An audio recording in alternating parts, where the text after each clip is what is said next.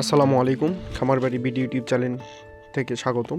আজকে দেখতে পাচ্ছেন আমি ছাই ব্যবহার করতেছি এবং কেন ছাই ব্যবহার করতেছি প্লাস হচ্ছে যে আমি ব্রয়লার মুরগির যে মেডিসিনের আপডেট, এই মেডিসিন সম্পর্কে আমি জড়িত এবং মেডিসিনের আপডেট এবং কিভাবে আপনি মুরগি লালন পালন করলে ওজন বৃদ্ধি হয়, খামারের উন্নতি হয়, সেই সকল বিষয় সম্পর্কে আমি এই চ্যানেলে মূলত বলে থাকি। তো আশা করি যারা আমার ভিডিওটি দেখতেছেন, আশা করি খুব ভালো উপকারে আসবে আমার ভিডিওটি, এবং যারা চ্যানেলটি সাবস্ক্রাইব করেনি তাদেরকে বলবো অবশ্যই চ্যানেলটি সাবস্ক্রাইব করুন, কেননা এই চ্যানেলে মূলত এই খামার রিলেটিভ বিভিন্ন বিষয়, আধুনিক উপযোগী বিষয় সম্পর্কে আলোচনা করা হয়ে থাকে। মুরগি ছোট থেকে বড় হওয়া পর্যন্ত বিভিন্ন রোগ এবং তাদের ট্রিটমেন্ট সম্পর্কে, যে নতুন মেডিসিন বাজারে আসলো, কোনটা ভালো কাজ করে, কোনটা কীরকম কাজ করে, এই সকল বিষয় সম্পর্কে আমি মূলত বলে থাকি। আমার এখানে শুধু ব্রয়লার না, সোনালি, লেয়ার, ডিম পাড়ি এবং একদিনের বাচ্চা থেকে বিক্রয় পর্যন্ত সকল বিষয় সম্পর্কে আলোচনা করা হয়ে থাকে এবং রেগুলারলি আমি ভিডিও দিয়ে থাকি। তো আপনাদের উপকারের জন্য আমি আজকে আরেকটি ভিডিও নিয়ে হাজির হয়েছি আপনাদের সামনে। আমি দেখতে পাচ্ছেন এই লিটারে আমি ছাই ব্যবহার করতেছি। এই ছাইটা অবশ্যই সাবধানের সাথে ব্যবহার করবেন। ছাই দেওয়ার আগে দেখবেন যে ছাইয়ে যেন কোনো প্রকারের আগুন না থাকে, একদিন আগে ছাইটা উঠায় রাখবেন। এবং ছাই দেওয়ার যে কারণ সেটা হচ্ছে যে এই আমি মুরগিগুলো দেখতে পাচ্ছেন বড় হয়ে গেছে এবং বিক্রয় করে দেব 2 থেকে 3 দিন পরে। সেই জন্য আমার যেই খাদ্যের পট বা পানির পট, এর চারপাশে হচ্ছে যে আপনি দেখতে পাচ্ছেন যে ভিজে গেছে, মানে আমার এখানে ছোট ভিজে না খুব একটা, কিন্তু তারপর আপনাদের দেখানোর উদ্দেশ্য বলতেছি, এই যে ভিজা অংশ, এই ভিজা অংশের উপরে আমি ছাই দিচ্ছি। ছাই দেওয়ার কারণে এখানে অ্যামোনিয়া গ্যাসের পরিমাণটা ওঠে না বা খুবই কমে যায় এবং গন্ধ, ঝাঁঝালো যে গন্ধটা অ্যামোনিয়া গ্যাসের, সেটা থাকে না। ছাই মুরগির জন্য কোনো ক্ষতিকারক না। অবশ্যই ছাই দেওয়ার পূর্বে 15 থেকে 20 মিনিট খাবার এবং খাদ্য এবং পানির পট দূরে রাখবেন।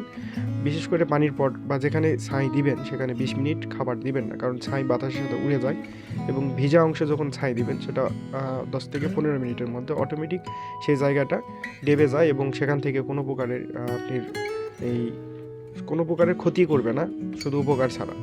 ছাই দেওয়ার মধ্যে কোনো প্রকারের সমস্যা হয় না। তারপরেও আপনারা বিক্রয়ের আগে যদি মূলত মনে করেন যে আপনি লিটার পরিবর্তন করে দেবেন, হ্যাঁ, লিটার পরিবর্তন করতেই পারেন, ভালো, সেই ক্ষেত্রে খরচটা বেশি হয়ে যাবে। আর খামারিদের সবার উচিত খরচ কিভাবে কমানো যায় আর প্রোডাকশন কিভাবে বাড়ানো যায়, মুরগির ওজন কিভাবে বাড়ানো যায়, সেটার উপর ভিত্তি করলে লাভ হওয়ার সম্ভাবনাটা বেশি। হয়তো খরচ